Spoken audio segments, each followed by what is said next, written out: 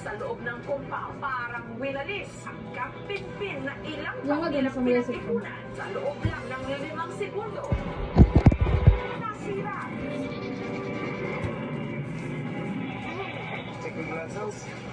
Maswerteng hindi nabasag ang kanilang glass house. Pero papasalamat ko na lang, walang napinsala kasi yung kahit ibang mga kasama namin dito, parang kinangay daw sila simulan lang na malakas. Pero yung paghampas, mga 5 segundo lang.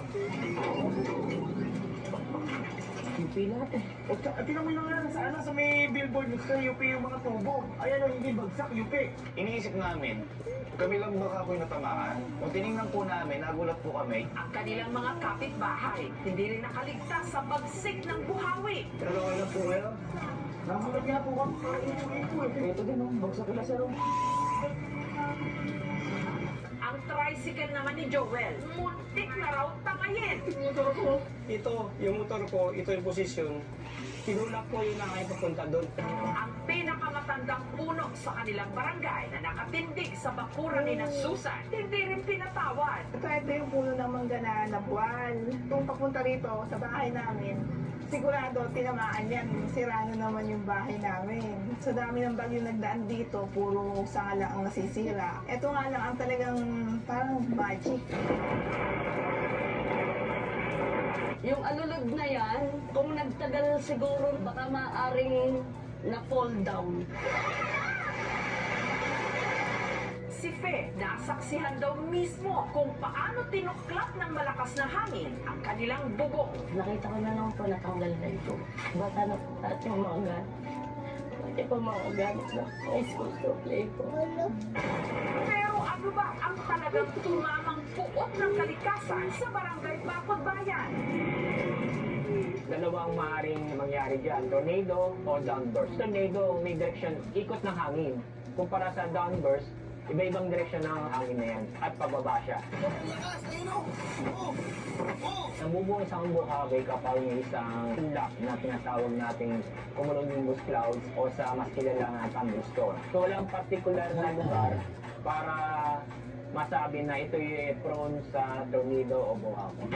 Ang bilis ng hangin ng mga ito mula 100 to 400 kilometers per hour. Kasing lakas ng bagyo na signal number 3. Hindi naman na kayang hugutin yung simento eh. Yung mga solid ground, yung mga solid walls, and mga beams, yun ang pwede mo punta. Alam mo ba? Ano na? Wala tayong Sa Captain P, kanila na raw na paayos. Ito po, mga bago na pong base to. Ayan, yung base po niya, bago na po yan. Nasagot halos ng contractor natin ngayon. Parang na-warranty, mga 200, 300. Kung kami po siguro magpapagawa talaga ulit ng from the start, kakaayos lang po niyan. Pinabutasan po ulit namin ng bago para mas matibay na po yung kapit. Ang pamunuan ng Barangay Baques, ang pares daw na makakaupos ng isang bote ng 750 ml na alak. Bibigyan niya ng tig-500 piso. Ang pumasa sa kanyang hamon ang magkaibigang Elmer at Planos. Sa pira sa, voluntaryo lang kami sa pagpili. Dahil nagkakatuwaan na ang Vice President ng Kulay, pinasa ni Miguelito kay Arlon. At bagamat napasenyas na si Arlon na ayaw na niya, tinungga pa rin niya ang huling shot.